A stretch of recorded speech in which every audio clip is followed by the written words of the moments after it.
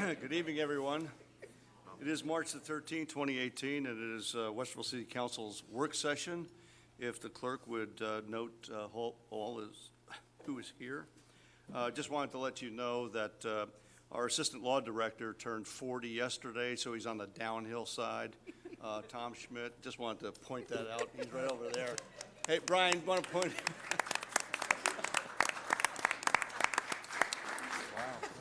Also, Diane Fosselman, our vice chair, wanted to be here. She had a family commitment, so she's going to stream this so that she gets the input for everyone here today. What we're going to do is have Carl Craven come up to give us the latest and greatest presentation. I think we've narrowed this thing down to a few odds and ends and a few alternates. And I'd like Carl to do that, and then we'll have the public input session after that. Mr. Craven. Thank you, Mr. Chair, members of council. Let me turn this thing on. And it's good to be back. This is the matinee version of what we did last week. And welcome to everybody. I hope you can see it all. We're going to do a little dimming of the lights. It makes it a little easier to see. I think what we'd like to encourage everybody to understand is that we're going to start off a little bit with what's happened to Westerville over the last 160 years, particularly State Street, and how the city has taken care of trying to remodel as it's necessary to bring State Street up to the needs of the community as well as the needs from the infrastructure standpoint. So if I can start off with a picture that I stole out of one of the history books. This is State Street just north of Main Street. This is, and as you can see, 1860. That's the church where Church of Messiah is sitting right now. Basically, it was a mud street. You had houses.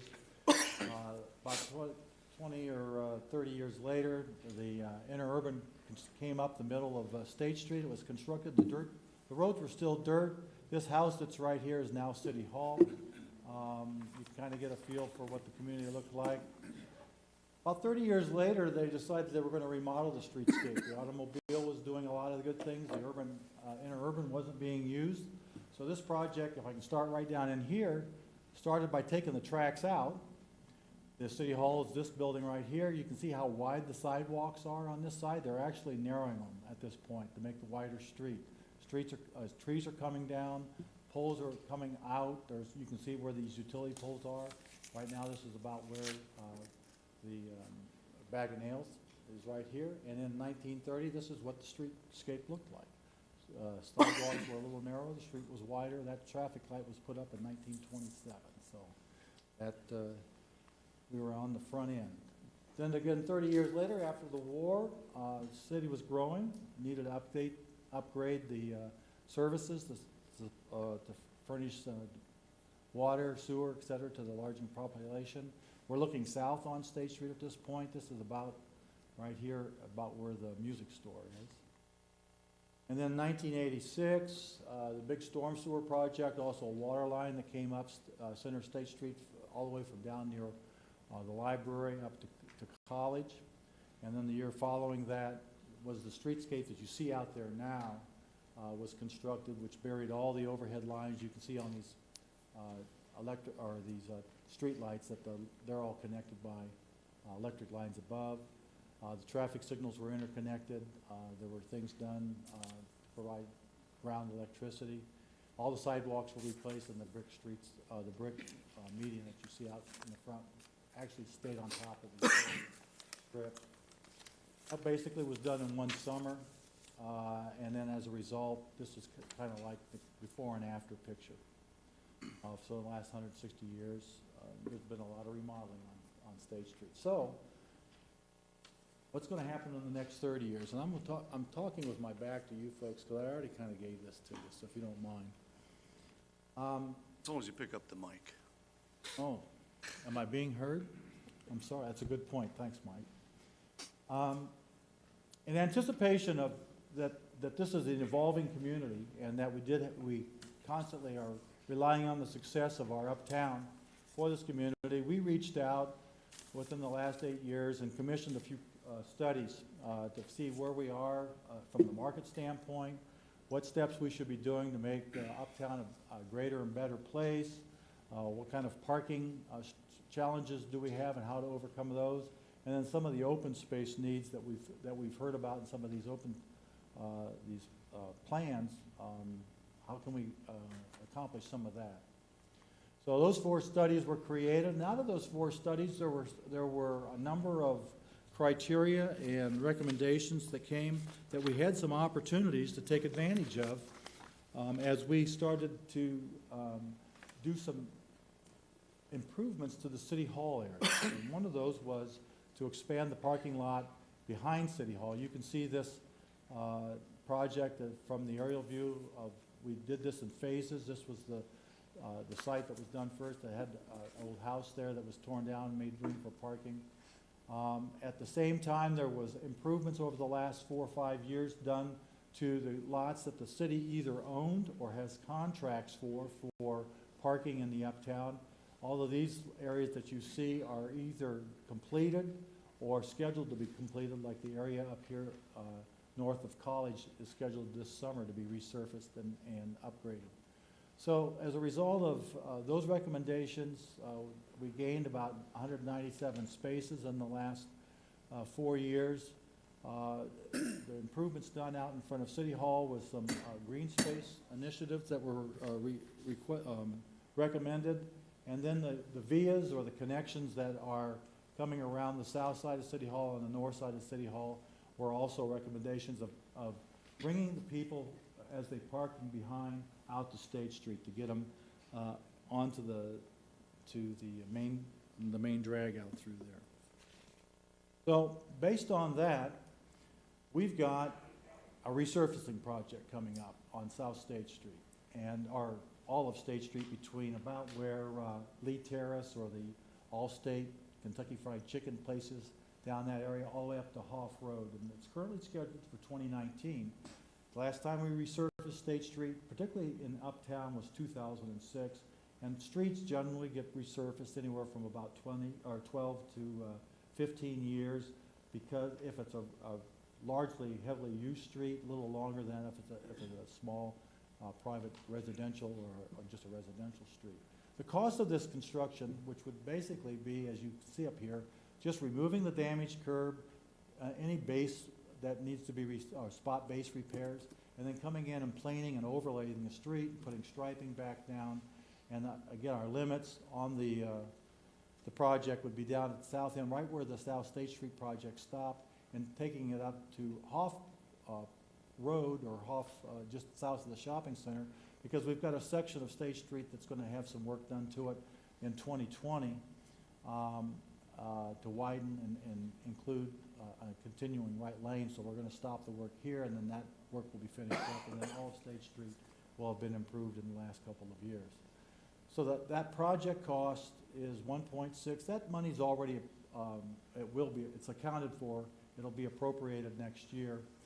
And within the limits of the box, which is the limit of Uptown, about 0.66 or $660,000 is scheduled for the improvements that are up here. So with the concerns and the issues that were raised in the report, just to kind of give you a grade card of what we're dealing with in the Uptown area, we've got a couple of extracts as far as damaged sidewalk, pavement, curb. You can see some curb missing here. This is out in the pavement. There's some potholes that were created. Some of the base is starting to fail in some spots, and then just some sidewalk where the spalling comes out. And traditionally, the way that the city handles sidewalk repairs are, if there's something similar to this, we would just simply notify the property owner in the year that that zone is supposed to be repaired. Hey, you've got some sidewalk that needs to be repaired. You've got until the end of this construction season to take care of it. If you don't do it, the city will do it and then end up charging you. And obviously what we're trying to do with this improvement is that, as you see some of the recommendations, is we want to accomplish these repairs as part of the project cost, get this stuff up to snuff, and so that it's safe and meets certain ADA requirements as far as being accessible.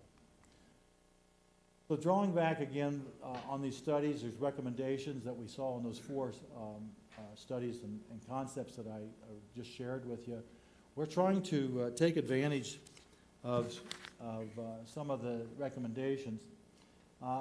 And you're going to see that manifest itself in these recommendations as things such as bump outs and crosswalks that would strengthen the streetscape identity and preemptive signals at the traffic, four major traffic intersections up here that have traffic lights, so that when a vehicle, emergency vehicle is coming, they can actually trigger the signal to clear, get the traffic out of the way, and allow the emergency vehicle, by the time they get there, that they don't have traffic giving them problems.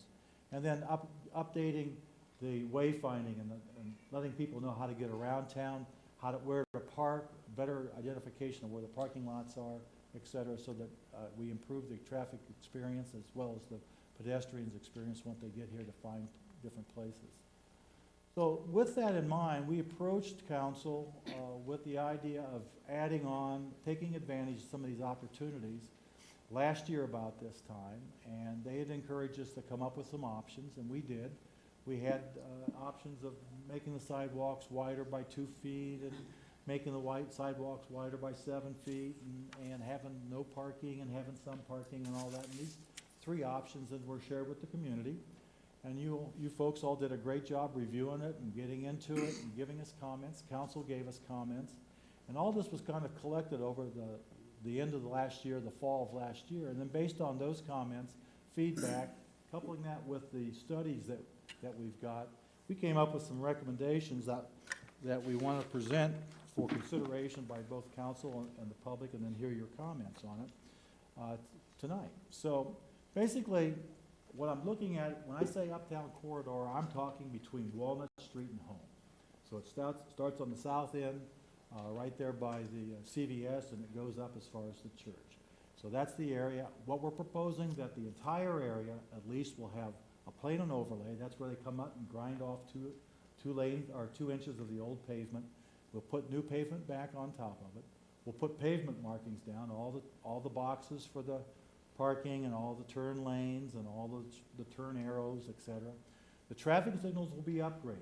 By that I mean they're the same old traffic signals that we put in back in 1986 when we did the last thing. So the guts of the wires and the bulbs and anything that works that traffic signal will be upgraded.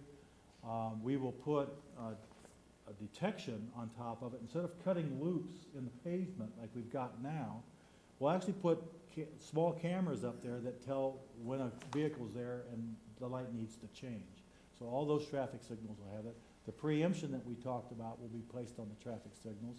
Wayfinding signage, again, along the corridor, the pedestrian path, improved parking orientation, and then all the street light and the signal poles will be restored. And that basically means they get a coat of paint freshened up some. So that work happens as part of the base price that we showed up there. Between Walnut and Park, that street is narrower than the section of street between Park and Home. I don't know if you've noticed that, but it's about 4 to 5 feet narrower. It was not bumped out as wide in that 1930 picture. The limits of that project went strictly down to Park Street. But in that area, because we can't really widen it or narrow it anymore because of the existing width, we would simply just be replacing the curb as needed where it's damaged, repairing the sidewalks as needed. And we're recommending installing a bump out in front of the Stoner House. That's at 133 South State Street. And then also, and I'll get into that here in a minute, and then improving the bump out between the library and Plum Street, and actually enhancing the crosswalk at Plum Street. Now let me tell you what that really is. So I've broken the graphic into 2 links. We're talking again about the section between Walnut and Park. This picture is Walnut to Plum. So the Stoner House is the graphic or the picture over here on the right side. It sits right on top of the street practically, and over time, because of the spray that comes off of snow plows and cars driving on salt brine solution that's on the pavement during the winter, salt water is splashing up on this, the base of this, and deteriorating. So I'm calling that an environmental condition that is deteriorating the outside of this. It's believed that by installing this bump out in front of the building, that we can mitigate some of that and keep that water from splashing on the building. So that's the reason for that proposal of the bump out. As a result, this actually would take 2 spaces. So entirely between Walnut and Park, there are currently 44 spaces there. Taking these 2 away, that would drop that down to 42. So then we've got the next section between Plum and Park Street is where the library sits, the new North Star Cafe. You guys recognize the area. Right now, the crosswalk is on the north side of this intersection. The recommendation that we had originally was that we had encouraged to put bump outs on a number of intersections for the purpose of kind of making those identifiable to the motorist, providing a safety place of safety for pedestrians that are crossing. They don't have to cross the street as far. Right here you can see by bumping out, again this is right at Plum Street in front of the library, by bumping out into the parking area, the pedestrian actually is standing out here and he can or she can look past the cars and see if it's clear. They can also be seen better by cars coming up here to cross the street. The other thing we're recommending is an enhanced crosswalk where basically a sign that would be installed that would be pedestrian activated. And this sign is the standard crosswalk notification sign, but when it's activated by the pedestrian, there's small LED lights on the edge of it that actually light up and are very visible then to the motorists.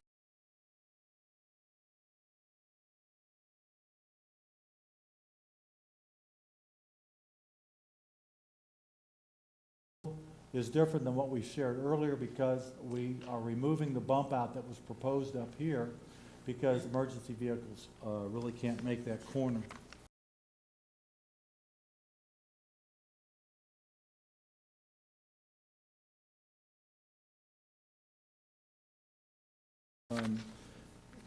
We ended up, from design, all of these corners and the bump outs that were proposed. And the bump outs, this is the intersection.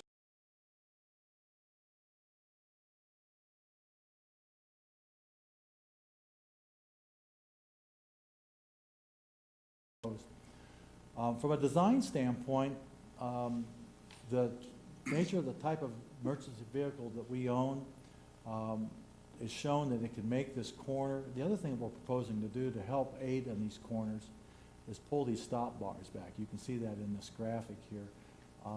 It also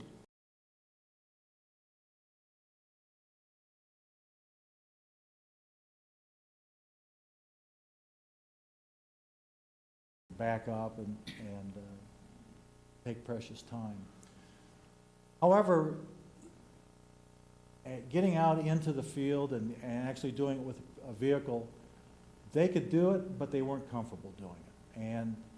And really, you want your firefighters to be extremely confident when they're on their way to a run. And so instead of messing with trying to make this thing, design this thing, a little different, so that a fire truck would go around.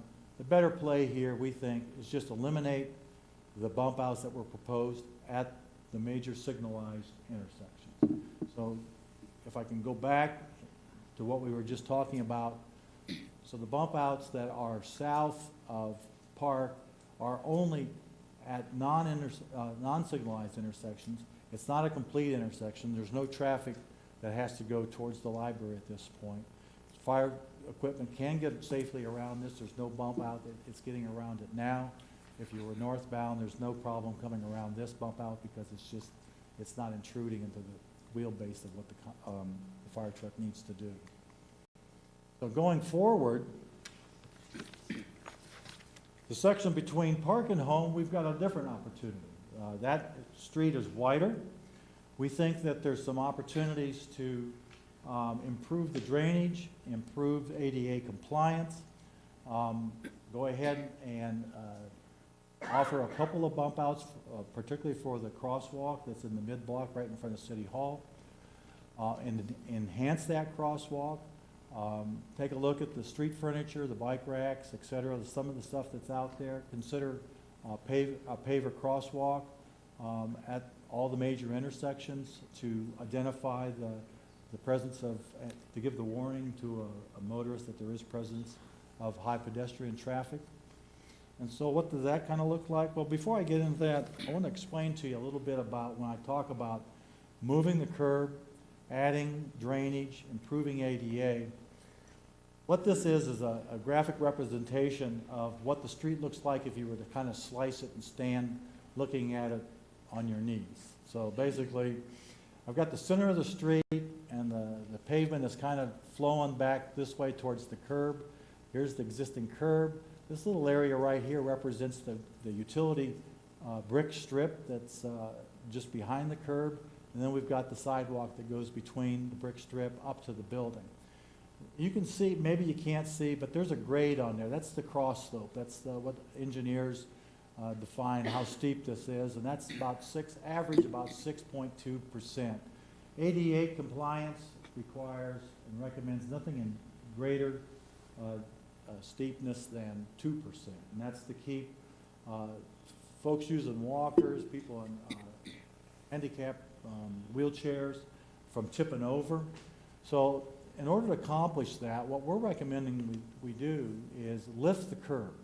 You can see barely right here, that's the existing curb. So in order to flatten that out and allow folks to still get in to the front door of their business or home, that we don't have to put a step in there, that we would hold this elevation, flatten the curb out, or the sidewalk out this to get our ADA compliant ramp, and then build the curb up to its to match that and meet that grade.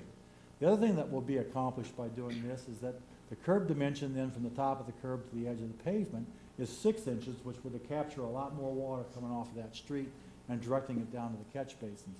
Over time, this area has been paved in, or maybe it never was tall enough in the first place. That's about average at about 3 inches right now. So if you get a severe rain, water would actually, and probably has in the past, kind of spilled out of its place there on the street, maybe kind of lapped up a little bit up on the brick walk. So the opportunity of improving the surface water is offered to us by making the curb a little higher, and then subsurface, we're proposing to putting in an underdrain. This street out front does not have an underdrain right now.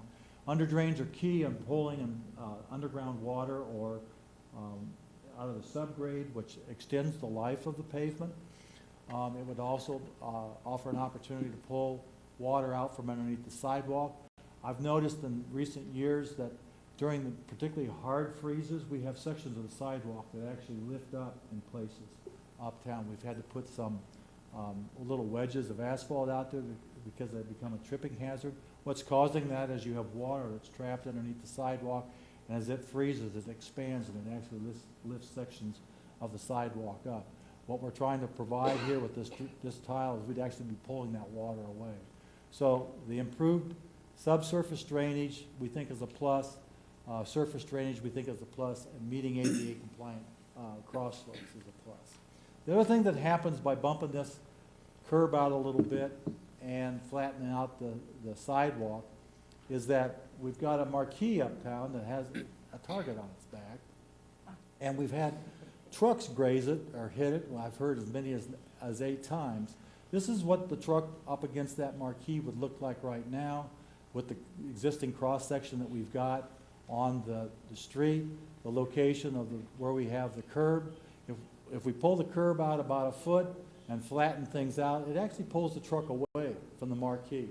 It lifts it up and makes it less of a hazard. So we think that's a plus. All right, so now you're looking at the area between Park Street and College. This area currently has 70 parking spaces. The proposal after we're done with the improvement, it still has 70 parking spaces. They may not all be exactly where they are now. We're proposing to get one or two back further down here at this end of town. We might lose one or two in front of the old post office because of the bump out that we're trying to provide. But in essence, this is the area that we just talked about, pulling the curb in up to 1 foot closer to the center line on both sides, repairing or replacing, not repairing, but replacing the sidewalk. The cost estimates that you're going to see later are based on repairing or replacing the sidewalk 50-50 either with pavers and concrete. That's a design issue that we aren't, just for budgetary purposes, we put that dollar amount in there. We envision that how the pavers are fit in and what they look like in the sidewalk area is something that would be fleshed out during design. We have a commitment to both this group as well as council that as we get into the design process, once we get to a point where we're ready to go to final design, we'll bring all that stuff back and we'll share, all right, here's what we're thinking about as far as pavers, here's what we're thinking about as far as construction technique, et cetera, and we'll talk about that here in a few more minutes. So that's the only bump out that we're talking about between College and Park Street. And again, this would also have one of those enhanced signals that we talked about. So somebody coming out of front of City Hall or coming across the street from in the area where the old post office was, which is now part of the police department, would activate these flashers and hopefully have a safer crossing on State Street. The other thing I want you to notice is that I'm sure you're all aware when you look at this historic building over here, it was before ADA. They actually had stairs that came down into the right-of-way. It's got a rail on it. It makes it very cramped. Our proposal of extending this bump out past those stairs is to get pedestrians safely around the edge so that people using those stairs aren't plowing into the pedestrians, et cetera. So it's basically, the bump out is really only needed to here, but our proposal is to push it up to here so that we take advantage of the opportunity to improve the experience around those stairs. Then going north between College and Home Street, we have, again, last week, this graphic showed a lot of bump outs on these corners. We're proposing no bump outs except in front of the church. This is, again, a T intersection. The proposed Rotary Park, as part of its approval, showed a bump out coming out in here. That will be eliminated because this is an extremely difficult corner for emergency equipment to get around. This is the one going onto East Home. So the bump out will be taken off of here. This bump out does not cause any problem. And I want you to notice that in this slide as well as the previous slide, these intersections we're proposing that we put some sort of a paver crosswalk in. We're going to talk about how we would incorporate that into the bid documents in a moment. But again, the purpose of the brick crosswalk isn't just to look nice. It is to identify that this is a major intersection, that there are people present. It's to give the driver a heads up that if you're going to turn right on red, you've got people that may be walking over here. If you're going to go through, be cautious that you're dealing with a pedestrian that may not have cleared the signal before the light turned green. So it's just an opportunity to take advantage of some of the recommendations that the documents came up about making this more noticeable, more pedestrian friendly, improve the interaction between the cars and the pedestrian. What this graphic, and I'm sorry, I apologize that the text is so small, but what this graphic up here represents is our recommendation of moving the curb in up to 1 foot on either side.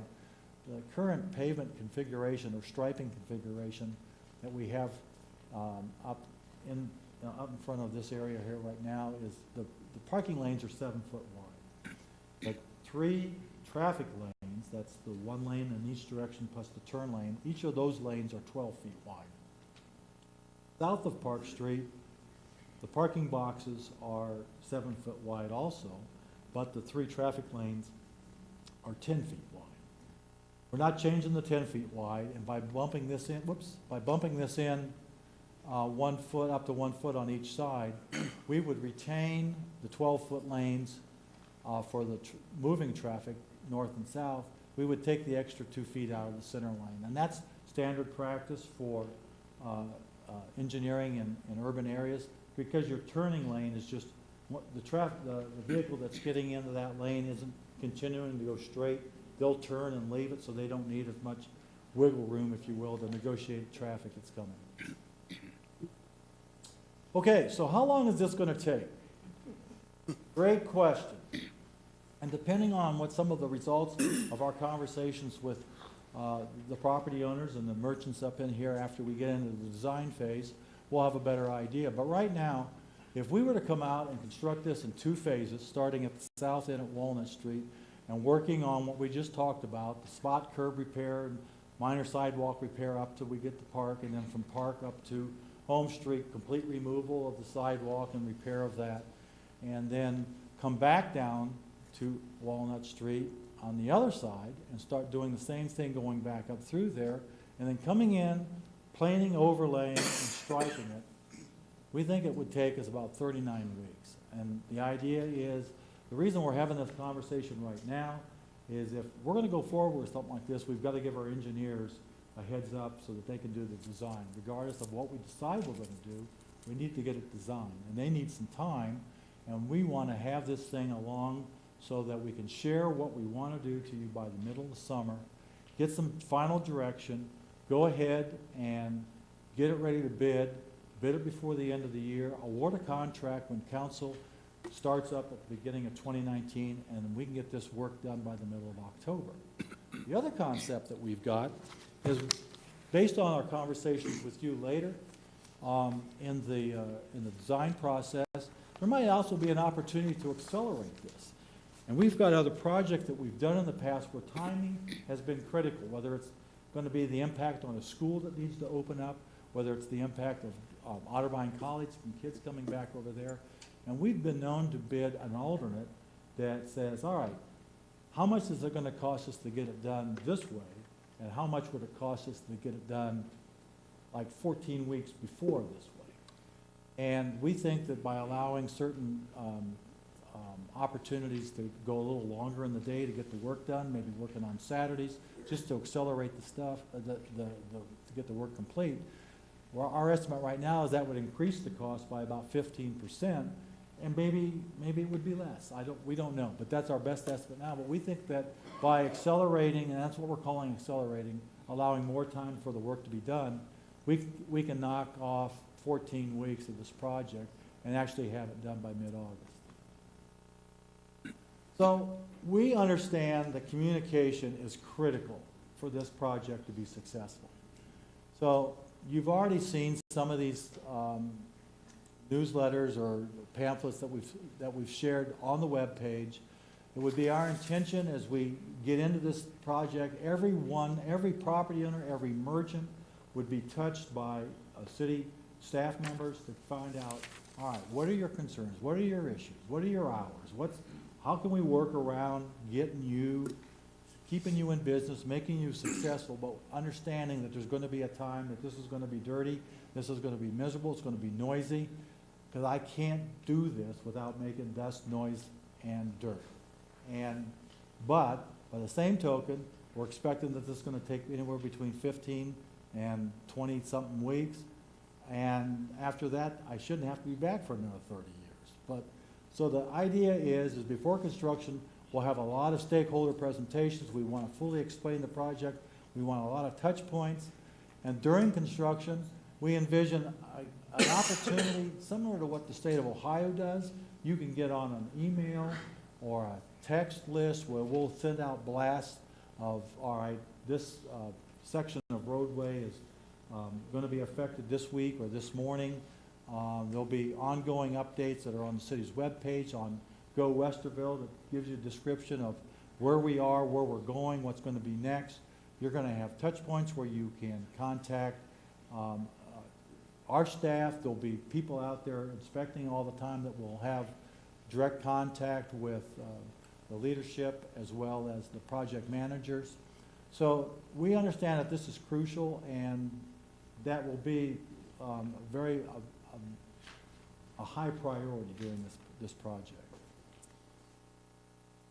So, and kind of in closing, what I wanted to share with you was how is all this going to be funded? I think I already indicated that the initial $660,000 is generally just to come in and repair the curb and sidewalk, and if we don't do anything else, it's going to cost in Uptown $660,000. Taking advantage of this opportunity of making the sidewalks right, making the, improving the drainage, and at the same time, bringing out some of the opportunities that were flushed out in these studies that were recommendations of how we can position ourselves for the next 60 year, or 30 years to be a better Uptown area. The sidewalk, the curb, the streetscape improvements, the handful of bump outs that we talked about, that is the base cost, plus we're recommending that we do an alternate bid of the crosswalks as pavers for the identity, and an alternate bid for the night work or the accelerated work. Again, when the numbers come in, we can make decisions as far as if that's something we can afford for what we're getting. Is that still makes sense in light of the conversations that we've had. But those are further down the line, but these are our best estimates right now. So the image I want to leave with you is updated from last week. The bump outs are gone. The crosswalks are still there. That would still be our recommendation because it doesn't help identify to the motorists that there are pedestrians present. The cost that you see is inclusive of the crosswalks, and then the accelerated cost of about $400,000 would be to get this done 14 weeks quickly. So, sirs and ma'ams, that's my presentation again, and if there's any questions I can address now, I'll be happy to. If you want to wait until after citizens' comments, I'd be happy to do that too then. Okay, thank you. If you can get the lights back up again. Just from a process perspective, we're not going to be voting tonight. In fact, next meeting, March the 20th, we'll consent to have the design and engineering phase move along. But as Carl was talking about, there's going to be alternates, such as accelerated schedule, whether we are going to have crosswalks with pavers or not, and so on. Then design and engineering occurs, and then there's project meetings. So the furniture, where the furniture is, how the trees will be put in place, and things like that will be part of that project input phase. Then we go out for bids. And then council's act probably in the fall of the year, this year would be to actually award the bids. It'll be later in the year. January, the first meeting in January. First meeting in January. So we award the bids in the fall.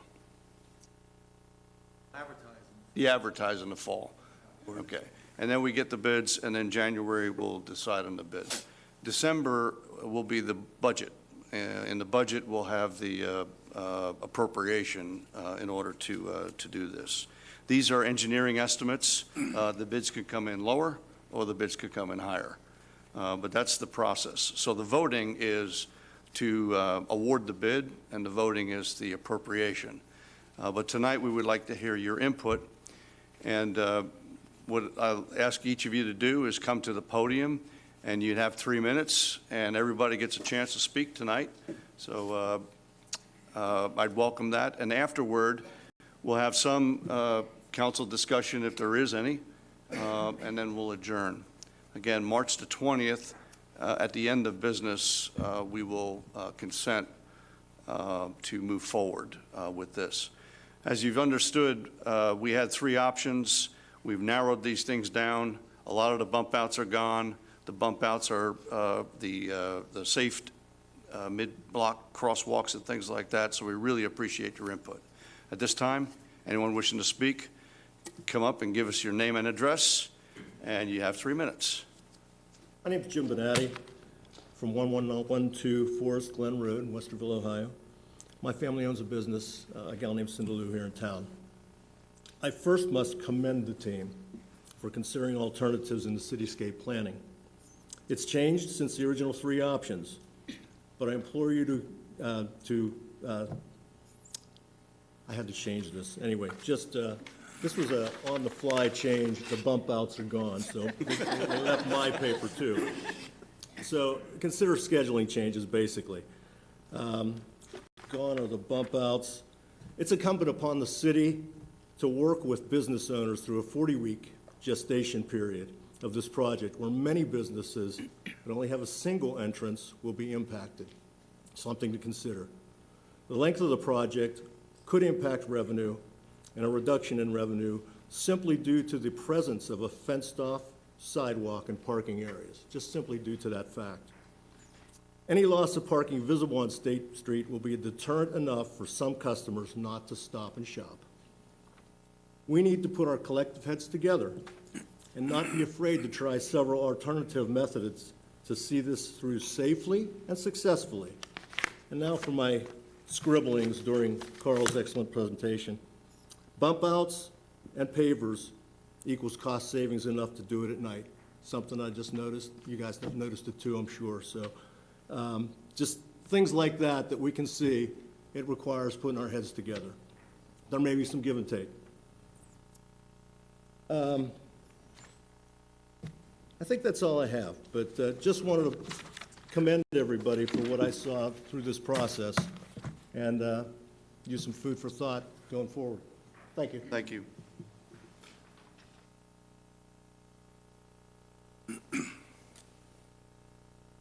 Peg Duffy, 14 South Spring. Yes, let's consider the businesses. Let's not create the mess that we're reading about and seeing in the short north. Let's not do that to our small businesses. Some questions based on tonight's presentation.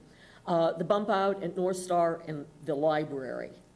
How is the street that comes out at the side, now it's only a right turn coming out of that, how is that going to be affected by the bump out? Looking at the graphic, it appears that you're not going to be able to turn right into that, and I'm not really sure about making a left turn into it. Is that going to be just restricted to right turn out, and that will be the extent of it? Total number of spaces lost. Originally, we were told 2 in front of the Stoner, and then it was kind of, well, maybe some more. Let's not just keep putting those in as we think about something. Enhanced signals, definitely a pedestrian education that has to go with this. Yesterday, for the second time, I nearly got it when I was crossing at the corner of Walnut and Spring. Luckily, I was paying attention when someone was first time it was somebody traveling south making a left turn. This time it was someone traveling north making a right turn. I have an obligation.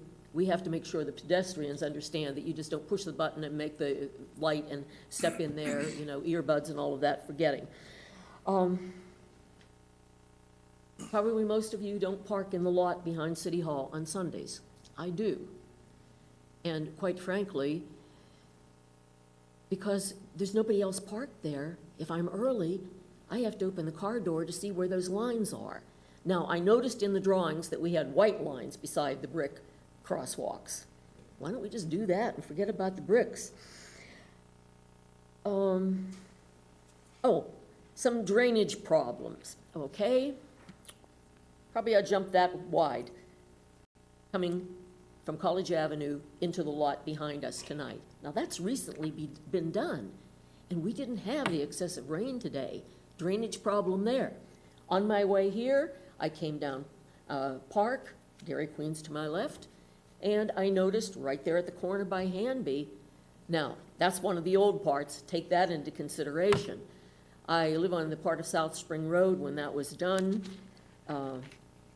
I don't know how the planning went, but all the drainage goes into the middle of the street, doesn't go anywhere else. So make sure that that problem is addressed a little bit better. I think that's about the extent of my scribblings that I can understand. Thank you. My name is Stan Riley, Maryland Board, 8 North State Street. I just want to share some of the experience I had with the Newark project. We have a business located right downtown in Newark, and they did a very major streetscaping project there around the whole square. And part of what we talked about this morning in a meeting was the difference between the 25 and 39-week plan. When the project started in Newark, when it got to our section, we lost over 50% of revenue through the duration of the time they were in front of us, which was about 2 months. And then even after that, it continued to decline. And then when we started to recover, they moved that section of the street from one in front of us to another section kind of around the square.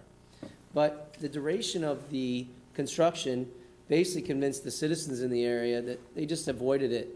You know, even though they could get to most of it, you know, you could get to 60% of it, people just stopped coming.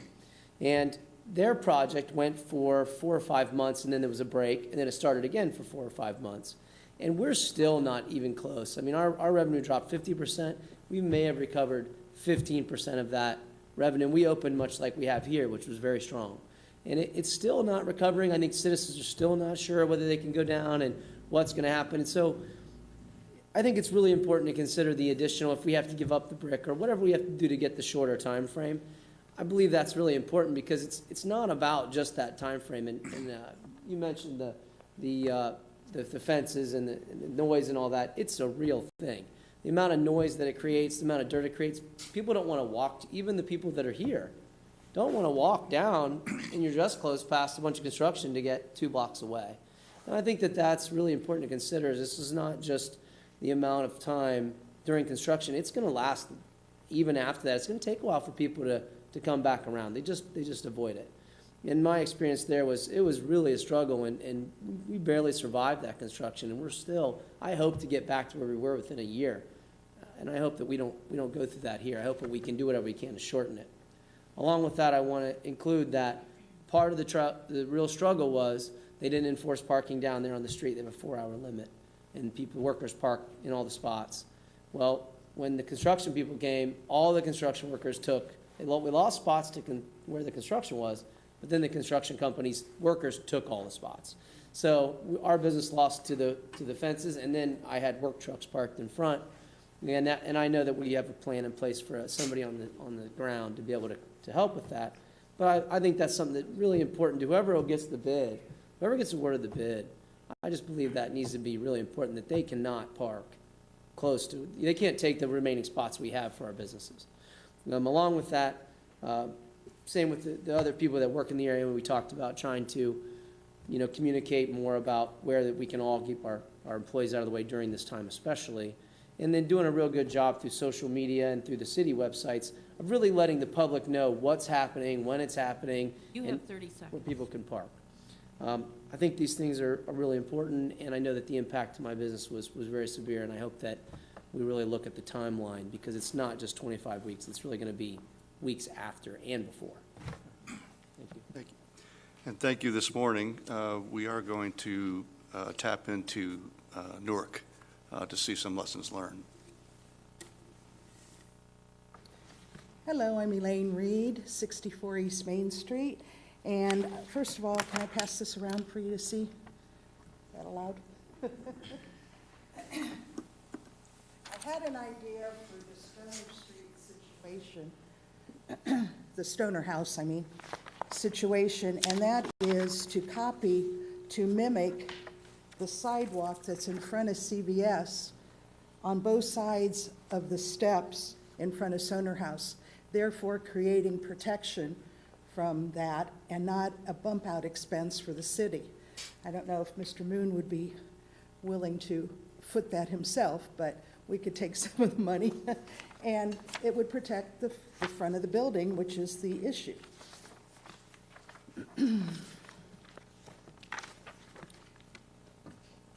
From what I understand, the other bump outs that are still being considered are for shorter crossing distance. And I walk slowly, and I don't have any trouble crossing the street, so I don't understand why to go to all the expense for that. Another reason is easier to see to pull out. In front of the police department, there's a whole parking spot that's not used that gives them plenty of room where they can pull out the same distance as they could if there was a bump out. So why spend the money there? Now, I do agree that we need to make people more aware of the pedestrians crossing the street. And I love the idea of the pedestrian activated signs. And those could be also put down at Church of Messiah. Instead of spending the money on bump outs, let's make sure we have the appropriate number of people activated flashing signs that let us know pedestrians need to cross. Let's see, getting across the street, the police department. I mentioned that there really is plenty of room at the police. I sat in my car this morning at the last parking spot, and there was a good 20, 25 feet between me and the driveway. A bump out would fill that space, but it's not going to get them the ability to see any better, from what I can figure out. I also feel that the bump outs move the pedestrians closer to moving traffic, therefore creating some more danger. And I believe that the pedestrian activated signs would work at the library, at the City Hall, Java Central Crossing, as well as the Church of the Messiah. It would also not only save time or money, but also time in this construction costs. I don't really think we need any bump outs, except I will concede that the widening of the sidewalk in front of the post office, because that needs to be wider. But for the continuity of Uptown and to retain the historic look You have 30 seconds. of Uptown, the bump outs are not historic. And while Bassam said neither we could go back to dirt streets, I think there's some practicality there. And again, keeping the historic look. I appreciate the willingness of you to listen to our comments and really listen and hear what we're saying. And I have been impressed with the major changes. Thank you. Thank you.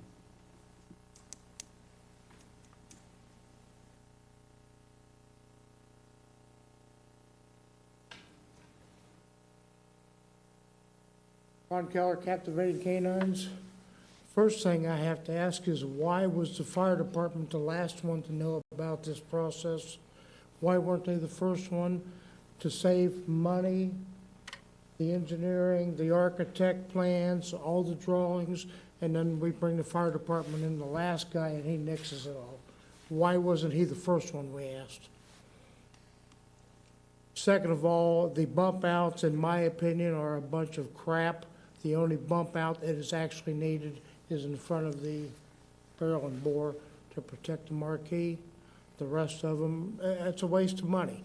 You have $100,000 to install them. How about another $100,000 extra to tear them out, or another $100,000 to repair them? As Debbie has in her pictures there, she has picture after picture of a bump outs, and then we put the big flags up there so everybody sees them, and then we put more flags, and pretty soon they look like crap. So, you know, why do you want to do this? Well, I don't see any purpose in it. Next of all, you want to tear out all the sidewalks through the Uptown, through the merchant area. And I'm on Main Street, so it doesn't affect me. How are we going to get people into the stores? Are we going to walk the plank, or are we going to have grandma, you know, two planks there so she can get up in her wheelchair? How's this going to happen? Well, you know, that's not even been addressed. You want to tear the sidewalks out, and what? We go through the gravel? We're all going to be out of business. We're all going to be out of business. Okay? You're going to have a lot of empty storefronts here. So you better, you know, get a program going to refill them, because a lot of these people are day to day. They're hand to mouth. You know, they can't afford a bad day, a bad week, and now we're talking, you know, 6 months of this crap. And like the other gentleman, he pointed out, after it's done, then we're going to spend another 2 or 3 years saying, hey, come on back, it's all fixed now, you can come back. They're not going to come back overnight. You know, it's not going to happen. I don't understand any reason for it. You know, this is our money that we're dealing with here. Why don't we just repair the road and repair the sidewalks and be done with it? I hear talk about getting the storm drain. Where's the water at on State Street? I have never seen any puddles on State Street. If you want to see puddles, come on back on Vine Street.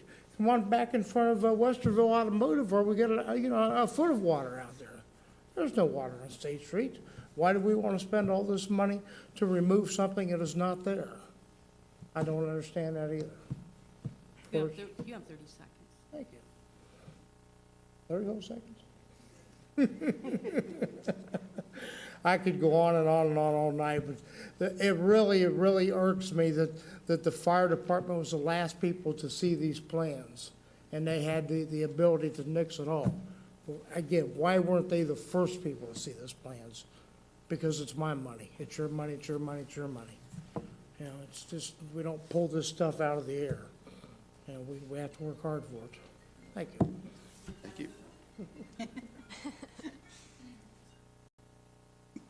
Hi, Lynn Aventino, 375 Old English Drive. I'm representing Uptown Westerville, Inc., and we have heard from a lot of the business owners that they are concerned about the construction, and understandably so. So to try to minimize the impact on the businesses, we want to launch a Shop Local During Construction campaign. We know the community loves to support the Uptown businesses. They love the businesses, and they love coming to Uptown. So we want to, provide social media support, provide some fun events, maybe give out construction hats, but just create a positive flow to the community, welcome them back through the construction period so they don't get into the habit of not coming down, show them where the appropriate places to park are, and to tell them there is still access to the businesses, and do whatever we can as Uptown Westerville, Inc. to kind of minimize that impact. So hopefully over the next, as the planning continues, we'll get some good plans for that Shop Local During Construction campaign. You'll be hearing more about it. So thank you. Thank you.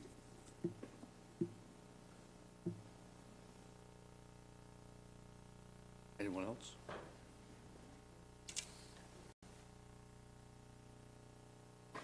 Hello, Justin Foley, Mod Web Software, and business in Uptown, 412 Liberty Lane, Westerville. Thank you all for the time on this. I'm here, as some city council members may expect, to throw my futurist and technologist hat into the ring here.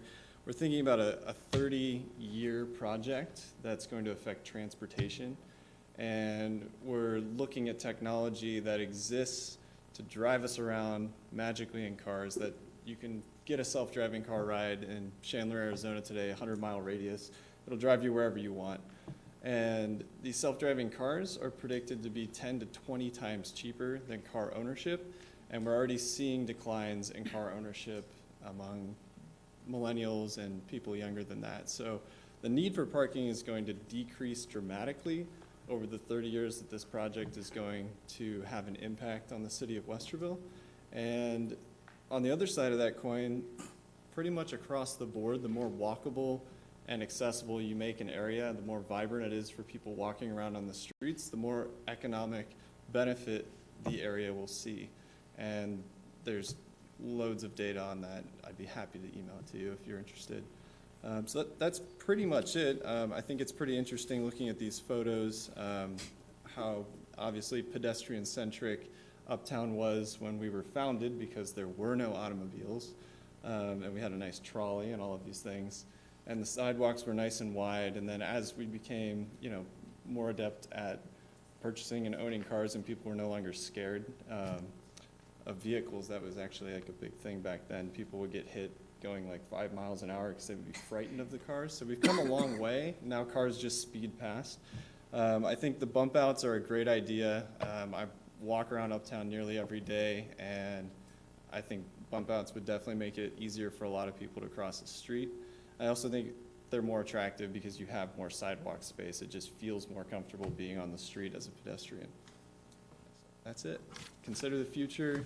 Probably in 2 or 3 years, this project's gonna start really having an impact, and most likely you'll be able to get a self-driving car ride here in Westerville just a few years out. So it's something really to think about, and I think you should be as forward-thinking as possible when considering the plan. Thanks. Thank you.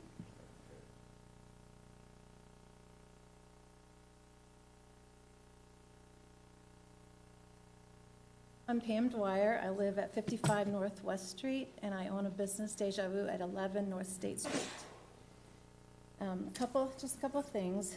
the loss of income to many uptown businesses will be significant during the construction of the streetscape plan.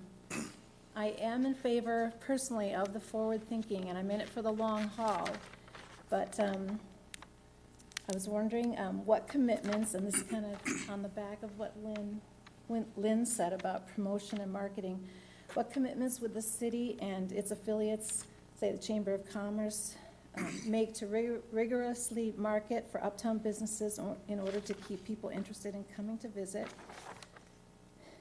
One other thing, improvements of this nature, the streetscapes plan typically raise the property values of those properties involved and those nearby.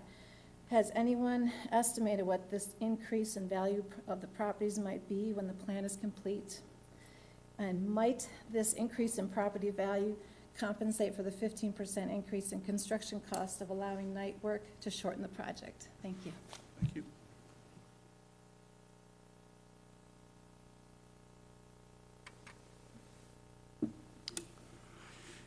Anyone else?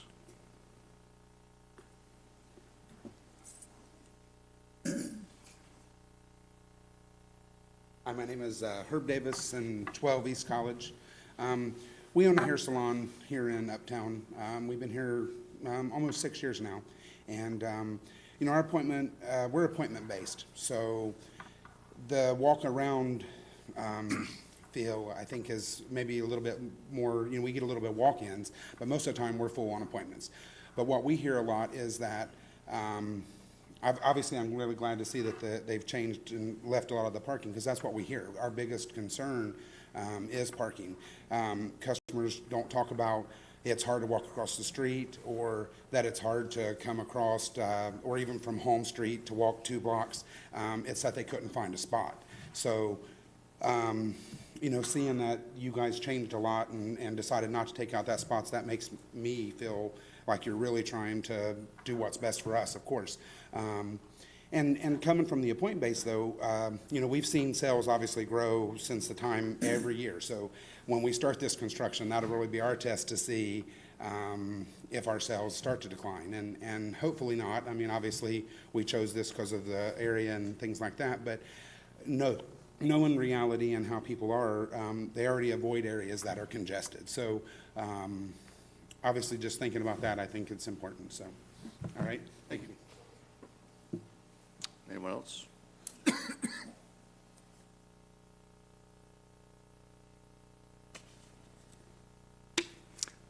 Anyone else except Mary Lou?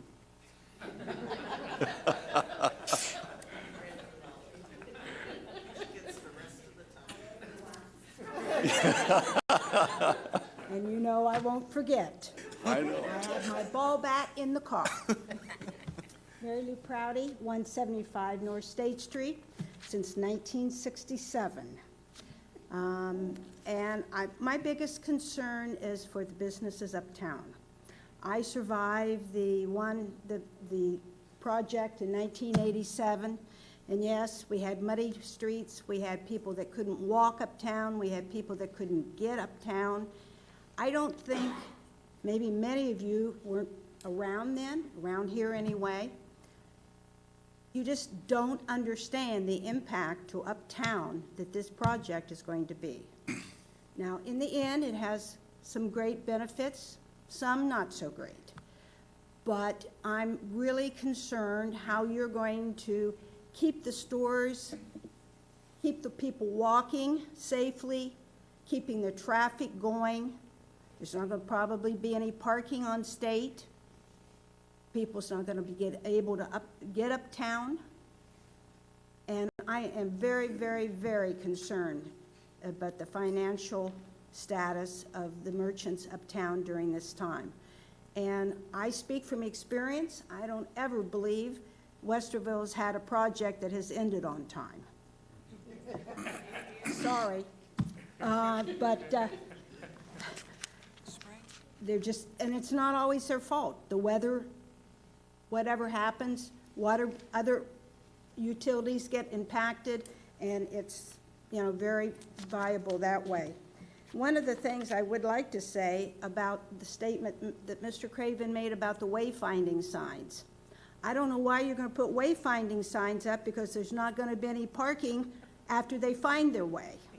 It's all gonna be blocked off, it's gonna be a congested mess. We don't have enough parking now. And we have wayfinding signs. And I know, Mr. Hayek, you tell me you can always find a parking place. Well, come uptown with me sometime, and we'll count how many you find. But that is my concern. One other concern is when you get to the landscaping of State Street and the uptown, and about what to do, where to place the trees, what kind of trees to use. I'd like for you to look about what I call the bumper stumpers. Right now, we had grates, they didn't work. Now we have these bumper stumpers that are around the tree. I don't know what else to call them but that. And they don't protect the trees. If you get out of the car, you're liable to hit your knees. And there's trash all in there that, we can't keep clear. So I would appreciate it that if you would look not only closely at the construction, but the streetscape that's coming thereafter. I know that we need to meet the requirements for the sidewalk, and I'm not opposed to that. I'm really pleased that you're removing most of the bump outs. I think that's a good thing in that. And once again, my biggest concern is the viability of the merchants and their stores. And I do have an investment. My address, I am a dealer, have been a dealer. I've had my own business uptown in the 80s, and I am a dealer and have been in 2 shops. So it's not only as a residence. I live on North State Street, as I said, and with the people walking by, coming uptown, I don't know where they're going to go, because once construction starts, they're not going to be able to do that either. Your time's up. Okay. See ya. Thank you. Oh, and I think the contractor ought to visit with Mary Lou Prouty with a ball bat. Anyone else?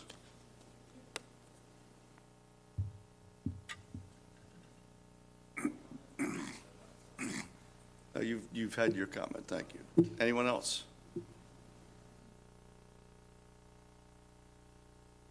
You're all shy tonight. Thank you.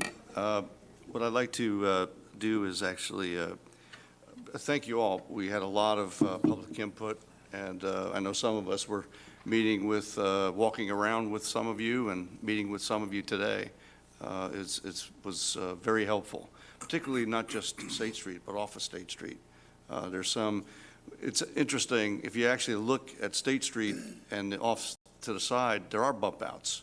There's one on College, actually right in front of Graders. There's a 2-foot bump out. It's amazing that you don't know it until you actually look to the ground. I'm going to give council an opportunity for discussion or commentary or questions of Mr. Craven. And Mr. Davey.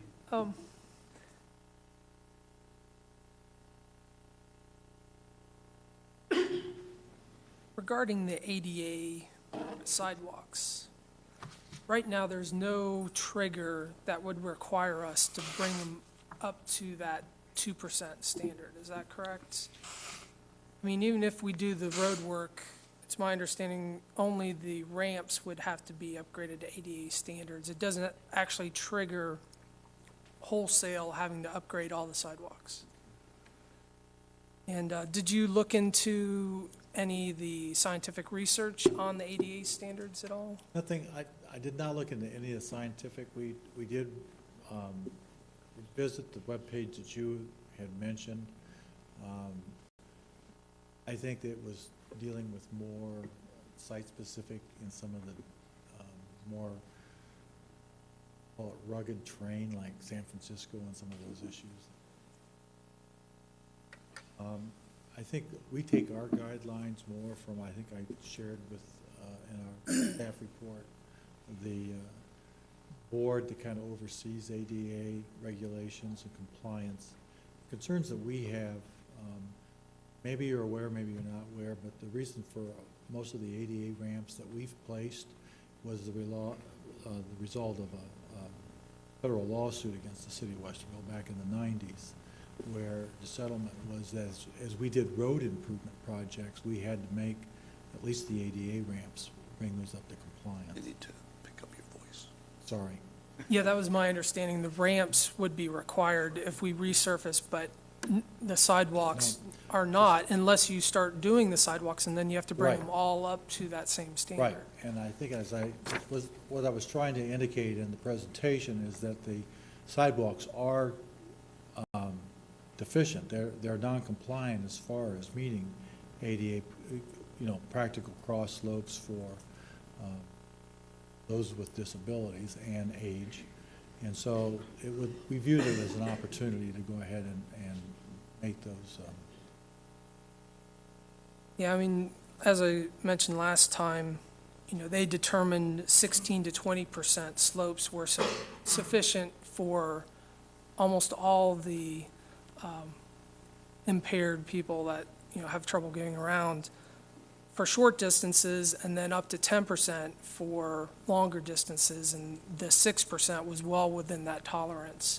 So I would just suggest that we map the uptown, tell the shop owners, these are the sections that are really out of whack, and maybe they would address them on a one-off basis as opposed to, doing all of the sidewalks at once. That way, the impact to the businesses will be very minimal as opposed to this huge project. And then it's also my understanding the 1% or the 1 foot addition to the sidewalk is the bulk of this cost. Is that correct? I mean, Bulk of the, additional beyond the minimum 660,000 for uptown, extending the sidewalks out the extra foot. it's replacing the sidewalks and replacing the curb. But you're also adding another foot to the sidewalk, right? But that's really minimal. But now you're having to do everything all at once you do that, correct? Once you extend it out 1 foot, Yes. now you have to do the entire sidewalk all at once. But even if I was to raise the curb in its exact location to improve the drainage and subsurface, I would still have to do the sidewalks. Okay, so raising it and extending it the 1 foot causes the extra $1.8 million essentially. Yeah, if I didn't move the Didn't curb. widen, If I didn't didn't move the raise it. curb, it would be slightly less than 1 point. But I'd still have to do all the curb and all the sidewalk. But- I'd do a foot less sidewalk. So, but raising the curb is also not required, right? I mean, you're talking that sometimes in like the 100-year floods, it might, go up above that, but right now, we're not. I mean, as people work uptown. It's an opportunity. I mean, Yeah. you're right. I mean, it's an opportunity. We could come in, plain and overlay it and walk away. But you're gonna have ADA non-compliant sidewalk. You're gonna have a potential drainage. You're gonna be back probably a lot sooner to totally reconstruct this street, because I don't get the underdrain in. And taking off the few inches you can't put the underdrain in, cut down. And the last time you redid the surface was 2006. That's So that's correct. 12 years. Seems pretty good lifespan, even without the underdrain. But in those last 12 years, we've had a significant number of potholes and spot pavement failures, which is usually pretty indicative that you're getting water in your subgrade. Have to elevate your speech so people could hear you. Okay. Okay, thank you. Anyone else? Ms. Cumming? I wondered if you could clarify something for me. On the slide that talked about how everything will be funded, right? Yes. Kind of like what Tim was talking about. It says curb, sidewalk, streetscape for 1.8 million. And then at the bottom, it says cost to repair existing sidewalks, 18,500. Repairing is not bringing them up to ADA compliance. It's No. just No, Fixing the bricks that are sitting if the street was simply paved and overlaid, right. and we would send the notices out to the neighbors or the property owners, hey, your sidewalk's out of compliance, they would come in and spot repair their sidewalks. We're estimating for that dollar amount, That's what's at the bottom. yes. Okay, thank you. I wanted to say I love the suggestions about alternatives to how we can protect the historical Stoner House. that would be significantly less expensive than putting in a bump out, and I think that's worth looking into. The other question I have, which I cannot figure this out, and I apologize if everyone gets it but me, but how does relocating the curb 1 foot closer to the street center line improve safety for passengers entering and exiting vehicles parked on the street? Because we're not moving the telephone, or the street lights, we're not moving the fire hydrants, we're not moving the trees, so you're pulling the vehicle farther away. I've heard a number of concerns about people who are trying to get out of their cars. They're opening their car doors into these things like the trees. We're talking the passenger side? Yes. Okay, thank you. Okay, totally didn't get that at all. All right. And yeah, that's all I have right now. Thank you. Anyone else? Mrs. Kukuzi. Yeah, thanks. I just wanted to clarify that this project will be done one side of the street at a time. That's correct. So only one side of the street will not have parking at one time. We could still allow it, or are you taking away the? We would take the parking off of the side that was being worked. Okay. And we are envisioning that would actually be somehow screened off by temporary fencing or something to keep pedestrians and other folks out of the construction zone. So the parking would be lost. That would be available then to the contractors for concrete trucks, equipment to access into there. The pavement striping would probably be altered so that we'd still have at least 2 lanes, but the parking on the opposite side would remain available then for users, or, you know.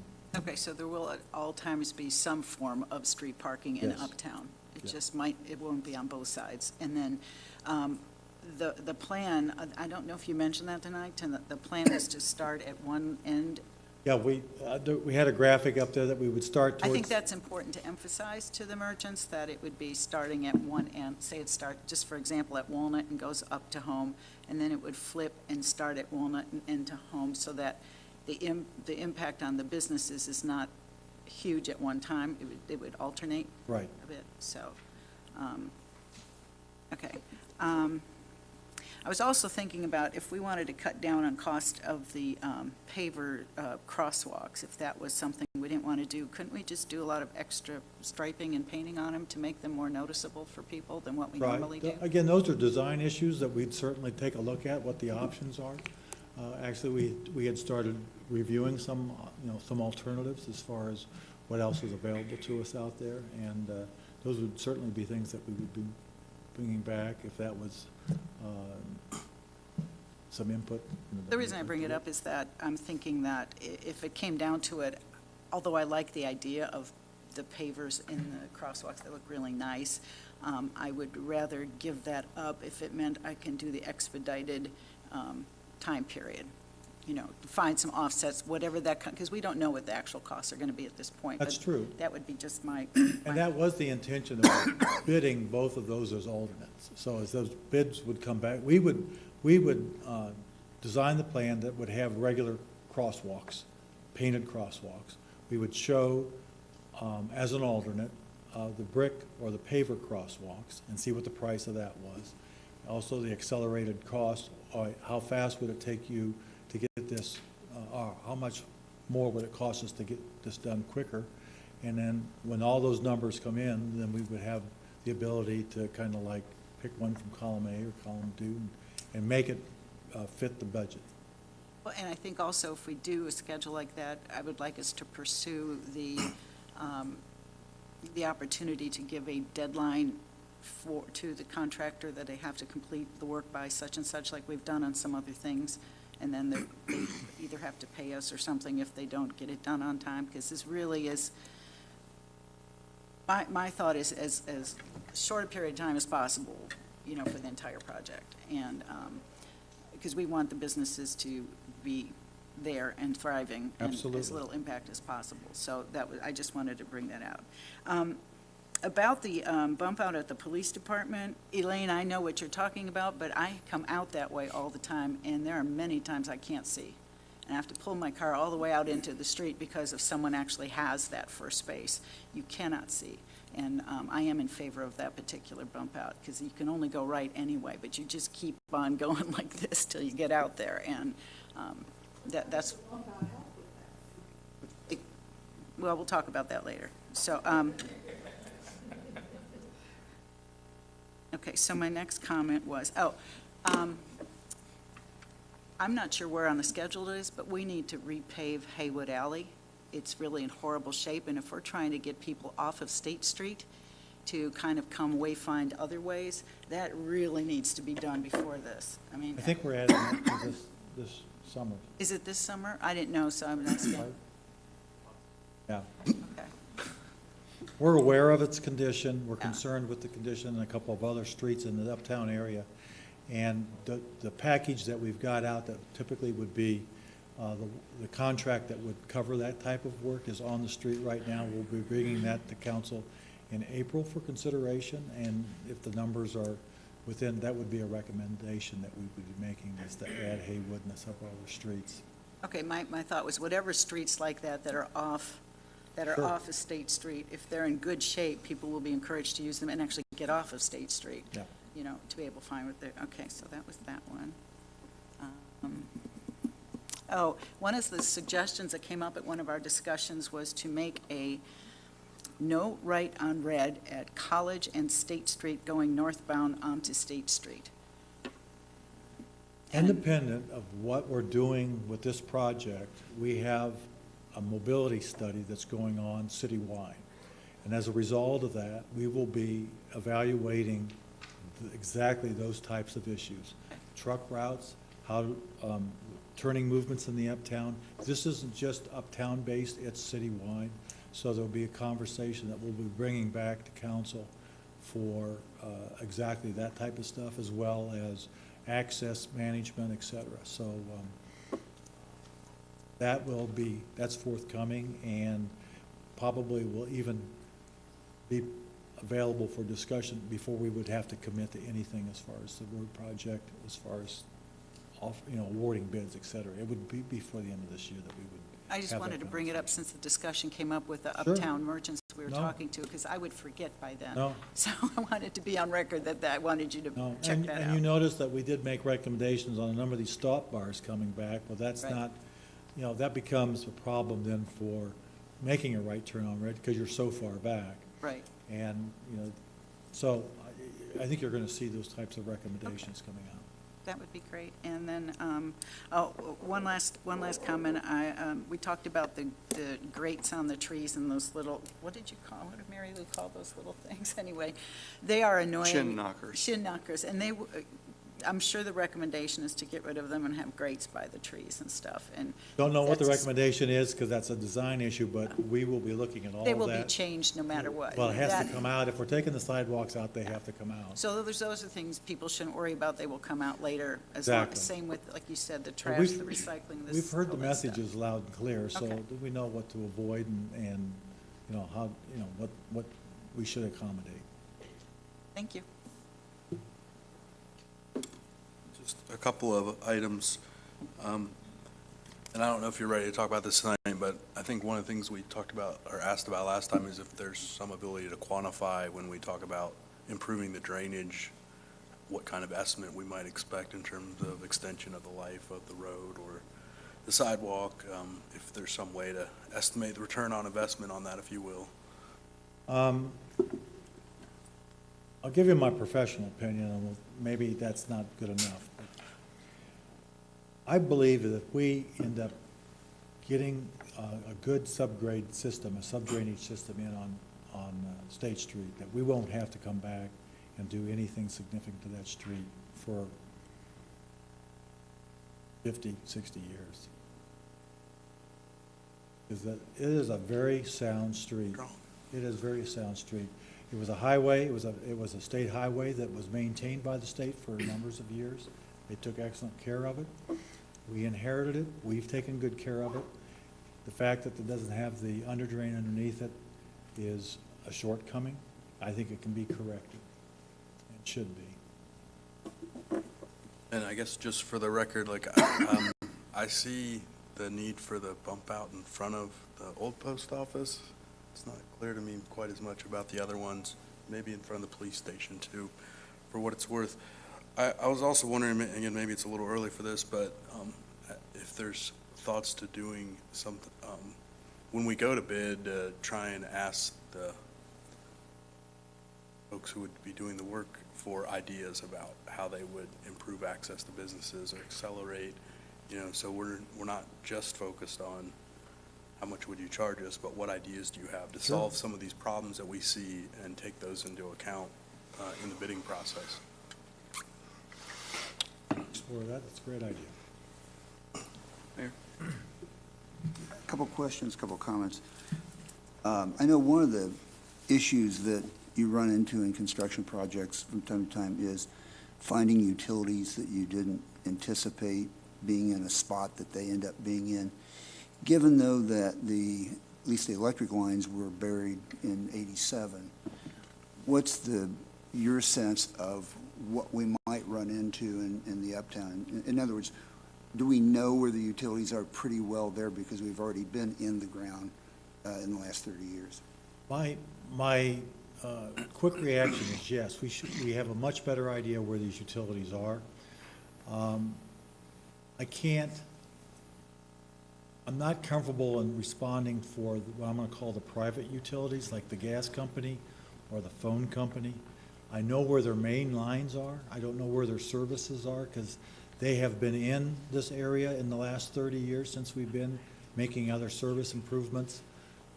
They are required, because they're in our right-of-way, once we decide what we want to do, that they have to come out, mark their facilities, understand where they are, make any replacements or removals to accommodate whatever our changes are. Second question is, or actually about both of the construction schedules.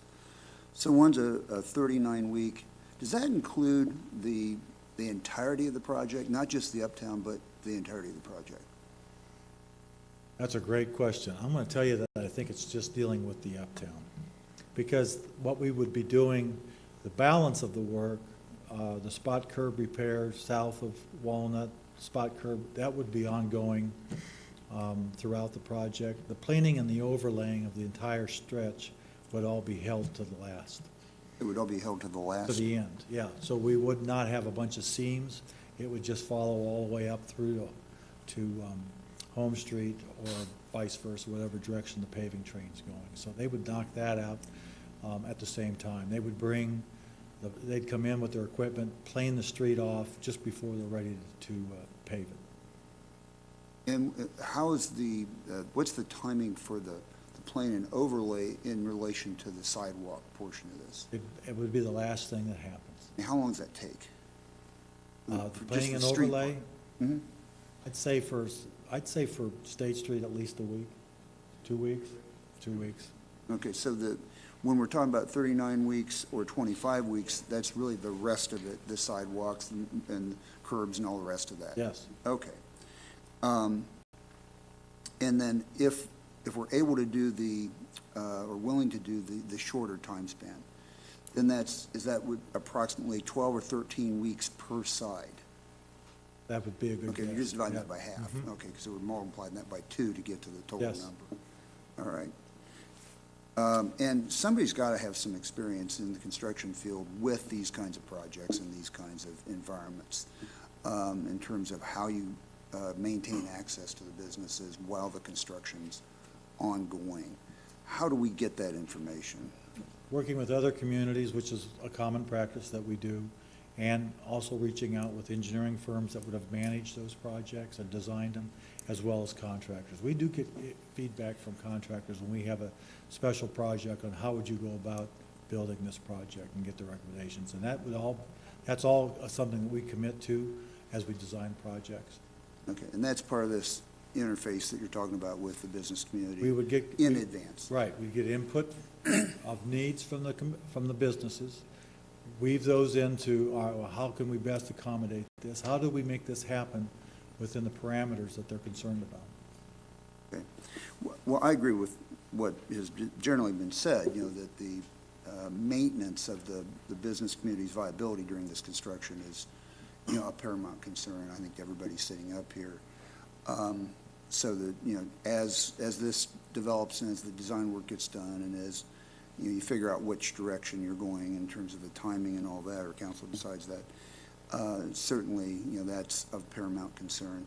There are simple things we can do too that I'm sure you guys probably already thought about, such as making sure that the city hall lot is as available as possible to the public. That employees, to some degree, I think we do this now, but I know we've done it in the past, park remotely, go to the Napa lot, that kind of thing. And then the businesses really need to kind of get on board with that thing too, because I think some people do park behind their businesses or whatever. Maybe, get everybody in kind of away from the State Street portion of this to the more remote parking lots to create more use for, especially of the city hall one and then the others on the other side of State. So that if we do have a loss of State Street parking during the construction, it's less of a deterrent maybe to people. Because obviously we're going to be fighting public perception that, oh, I can't park anywhere if I go up there.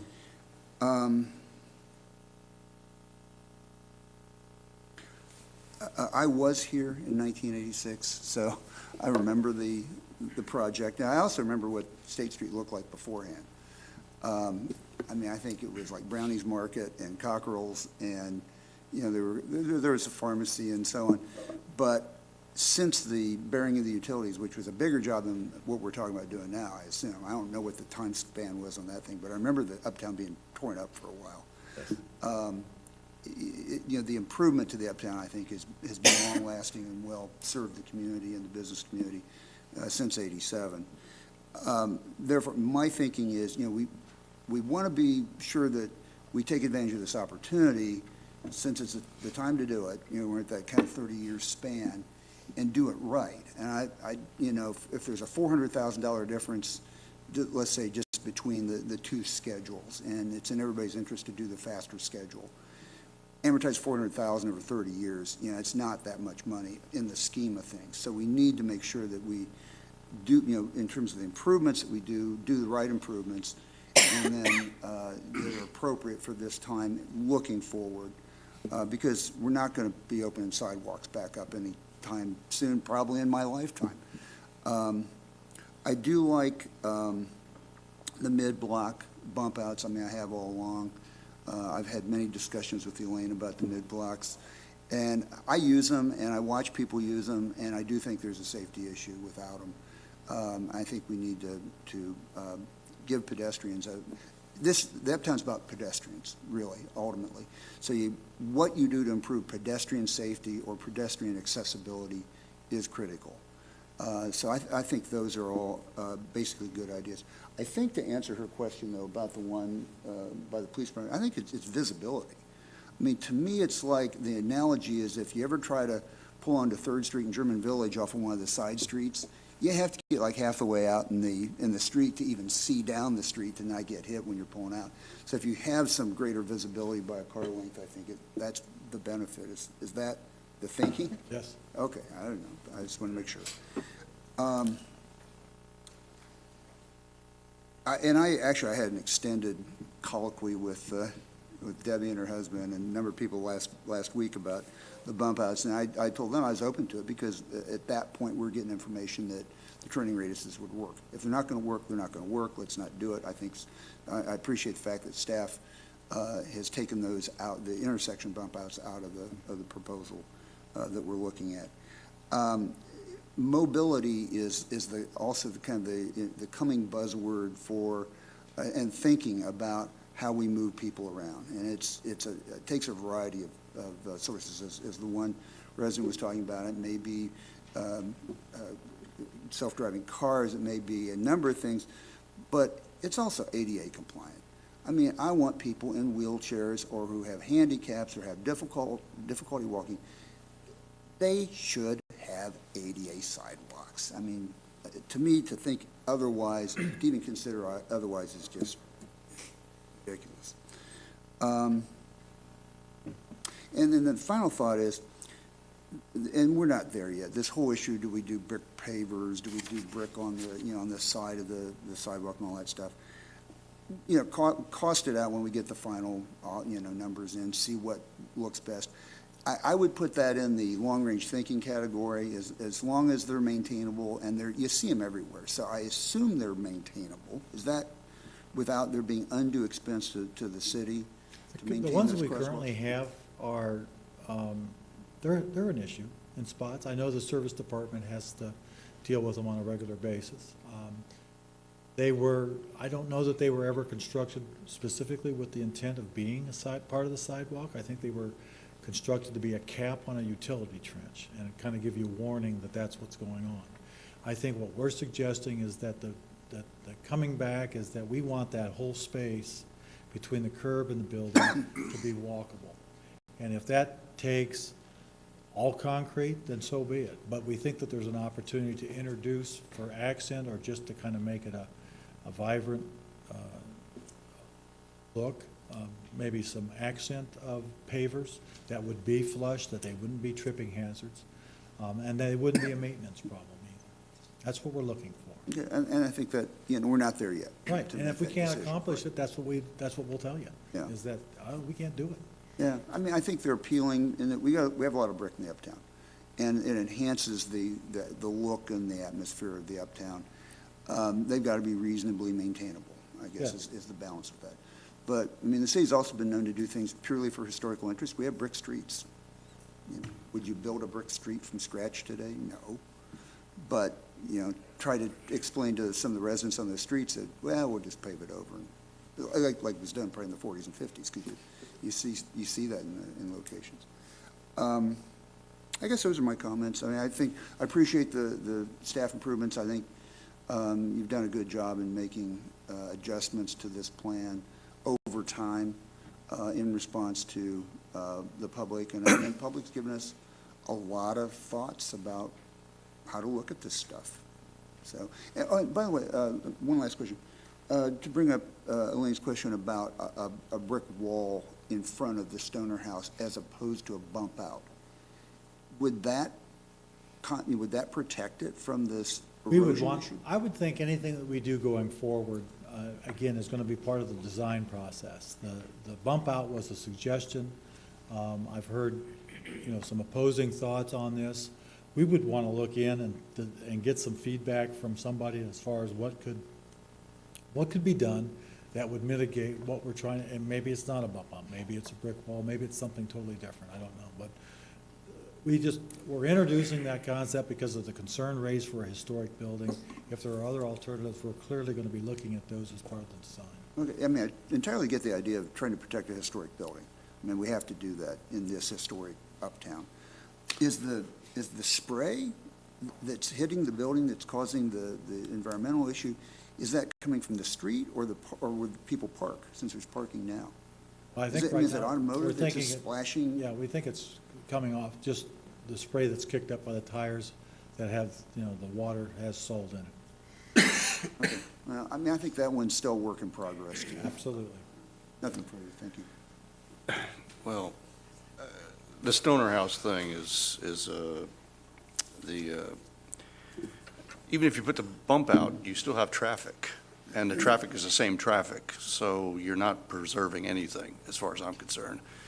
There's got to be some barrier, and the wall is one thing, or planters or something. I just don't get it, just having a bump out there. You also said that we're actually going to capture a couple more spaces if we move the Plum Street Yes. bump out? Yes, we have some opportunities. The only one that comes to mind right now is that there is a room for a space that's not and I'm talking about marked spaces, okay? So Yeah. we may have some people using spaces that aren't marked. One of the good examples is between the driveway, the police driveway, and the grill driveway over here. There's either one or two spaces that could be captured there. Up and down the street and some other spots come to mind. I can get that list to you if you like it, as far as where we think that we have some other space. Someone said the new parking lot we put in where the white building, where the school was, we have planters back there. Those planters for a residential buffer, or, because those planters could actually include 3 or 4 spaces. I'm gonna have to review that. Yeah. I think I can weigh in on that. That was part of a design consideration with the neighbors back there. So that would be on the south side of that parking lot with a privacy fence and some landscaping. About 32 West College. I think it's time to demo it and put a parking lot in there. Is that something we can do prior to 2019? I would imagine yes. I know we have it on the agenda for June, Yes. but is June too late to get out there and do something? Because we have to go to the Uptown Review Board. We have to come up with a vision as to what that block is going to be. I mean, we're not looking at everything being parking lots. I understand that, but it'll be an opportunity. I think it's about 15 spaces that we could use. I would say we'd look at that, but we still need some time to put together what it would look like as far as a parking layout. And then, as you mentioned, that still would have to go through Uptown Review. Yeah, my concern is June, and then July, and then September, and then, the winter comes. I just, if there's an opportunity to advance that, because that does have, let's just say, a parking opportunity. Regarding I've been pretty consistent. ADA compliance, it's the federal government, okay? We don't have to do it. But if we have sidewalks that need repair, actually the business owner does it, or the owner of the property, not necessarily the merchant, but an owner would actually, and I know that Morgan's Treasure, there's something north of there that's raised because of the drainage issue. There's an offset, yes. Yeah. I like the idea of the drainage, because even though you don't see it, some of the stuff is heaving or bending. Regarding the bump outs, I always said mid-blocks are fine, and actually the railing. I just don't think the Stoner House is an option there, but that's me. Regarding the crosswalks and the accent pavers and all that, you're going to have these as alternatives. And I think Mrs. Kikuzi said this. When you go north of City Hall, the concrete's about 2 feet.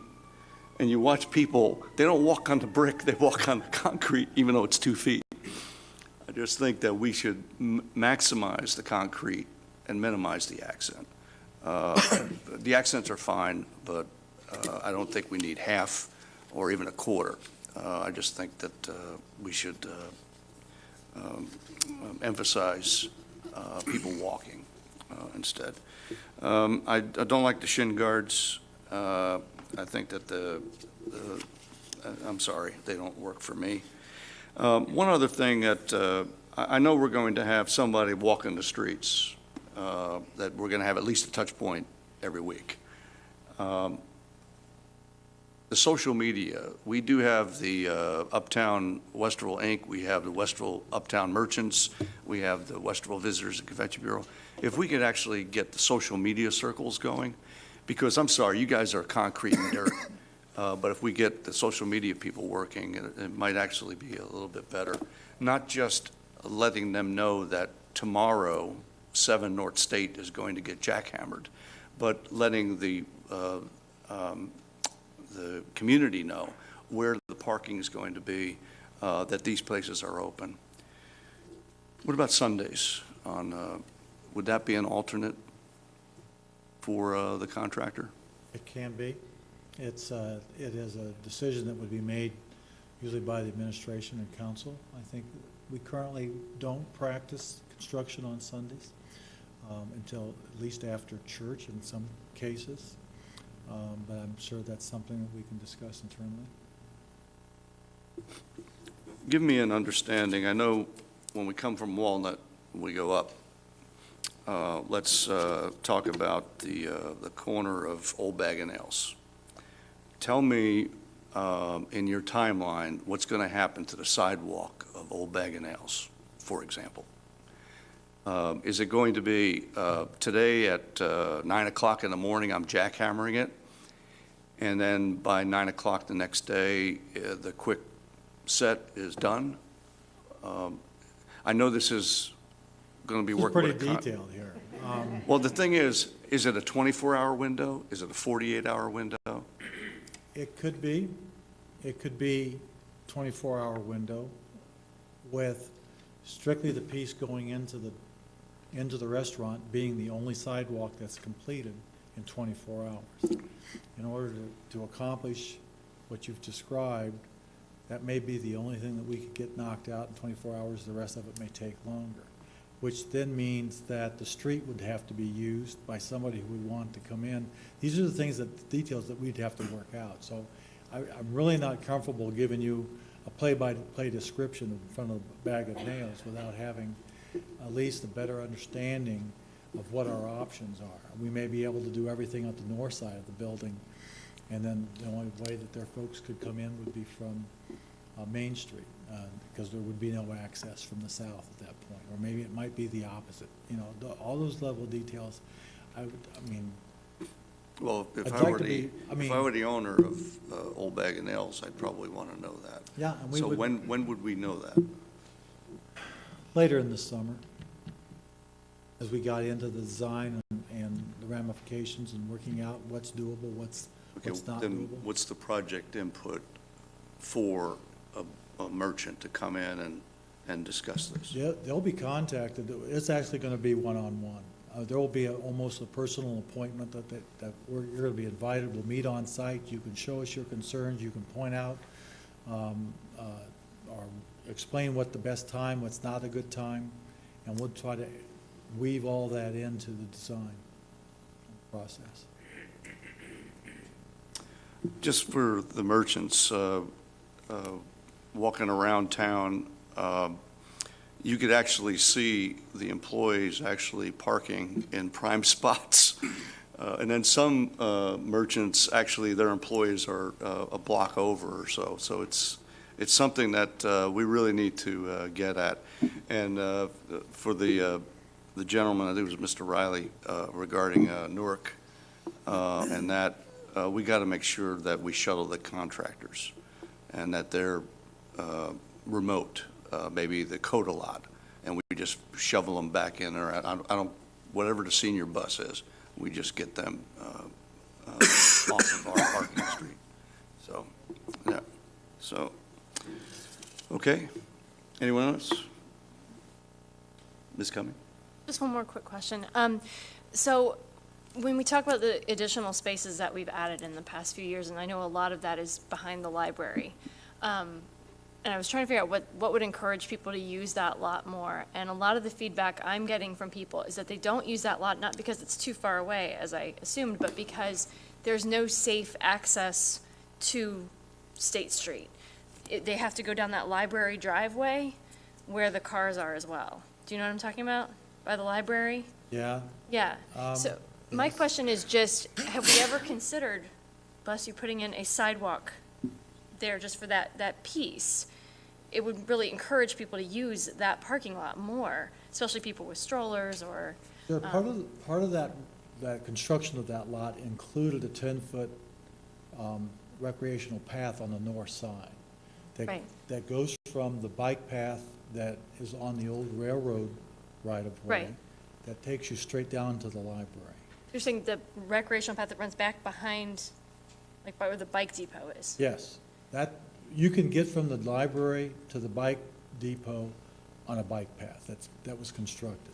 Right, no, I'm talking about if you want to walk to like North Star. Right. And you park in the library lot, there's no safe way to get from your parking spot to State Street because there's no sidewalk there. You're just walking where cars are coming in and there's the return slot for the library.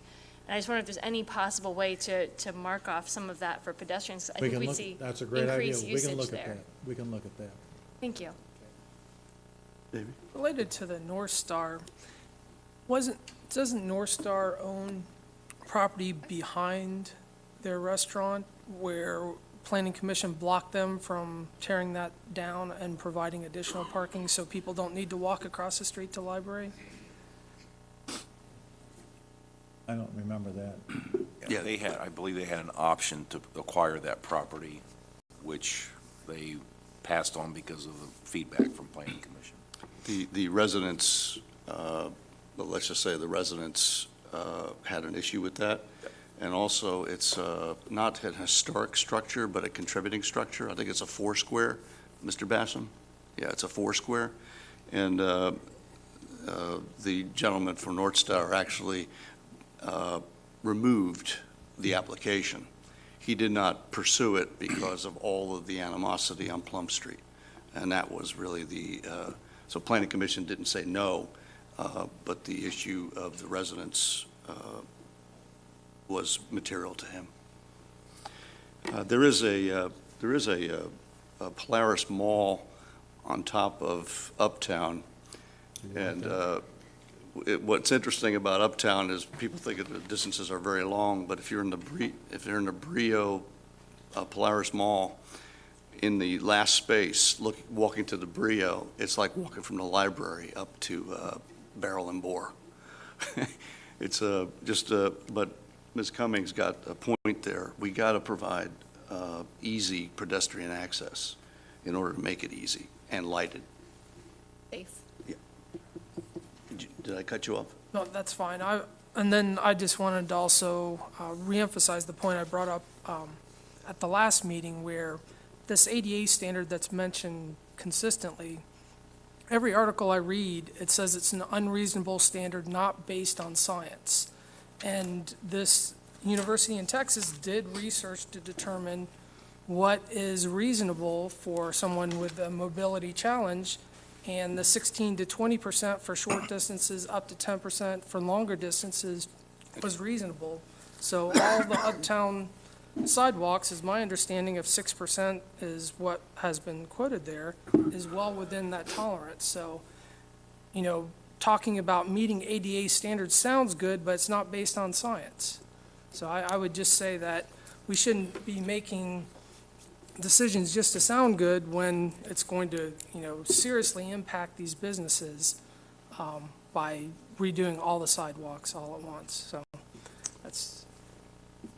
Ms. Kukusi? I just wanted to tag on something to Ms. Cummings. Another alternative is when you park at the library, to take the bike path up to Park and go up to State Street. There's sidewalk all the way up there, and you could take that particular path goes all the way up to Polaris, so you could actually go up to College and kind of, there's alternate ways. I understand what you're saying about the driveway, but when people say that there are ways for them to get, they don't think that way yet. Go so. back and, yeah, no, yeah. That was just an extra comment. It just has to be lit. Has to be well lit. Anything else? We're going to have some soak time, and then March the 20th, we're going to have an additional business. We'll just go one by one to whatever alternatives or narrowing that we would have. But I just caution council, we're not exactly telling everyone where the brick pavers are.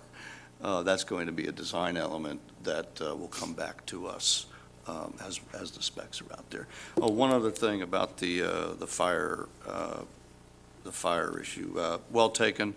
I think last year a lot of PowerPoint was done. There were no design drawings. A lot of PowerPoint was done, and I think. At that time, last year, we were saying you'd go around Home Street or Main Street, that we weren't going to do it. But the amount of effort provided by all these alternatives provided the public, whether bump outs or no bump outs, whether we eliminate parking or don't eliminate parking, we really appreciate that input. But from my perspective, you know, I always had a problem with the fire trucks anyway, so. Okay, is that it? Mrs. Colley, yes. Yes, thank you, Chairman Hayek. I have two comments. When the parking lot behind 64 went to Planning Commission, there was a second phase. As part of that, I believe it required easement. So we will get that drawing to you, but it was considered. Secondly, totally different topic. March 31st is coming up for us, which means we need to do tree removal for two projects. One is the West Star Place, the stream restoration. The second is Executive Court, the stormwater project. So you will see, we got word today that the contractor is ahead of schedule, so you'll see trees coming down tomorrow and Thursday in those two locations. We've got signs to put up to talk about it being a stream restoration project, and we'll do some outreach on our webpage. But I know tree removal is a very sensitive topic in our community and wanted to give you a heads up on that. Okay, but you are the executive court people, you are, Yep, there's there- one person you could probably have walk There the you go. street to make sure that happens. Thank you. The dreaded Indiana bat. Yep. I know some people were raising their hands and whatnot. I'll be here for a few more minutes, so we are adjourned. Our next meeting is March the 20th at 7 PM here. That's a regular meeting. And then at March the 21st, we have a 5 o'clock meeting at Everett Barn. That is our strategic planning session. And then after that, March the 26th, we have at 7 PM here, the Human Trafficking Forum. Okay? Thank you all for coming.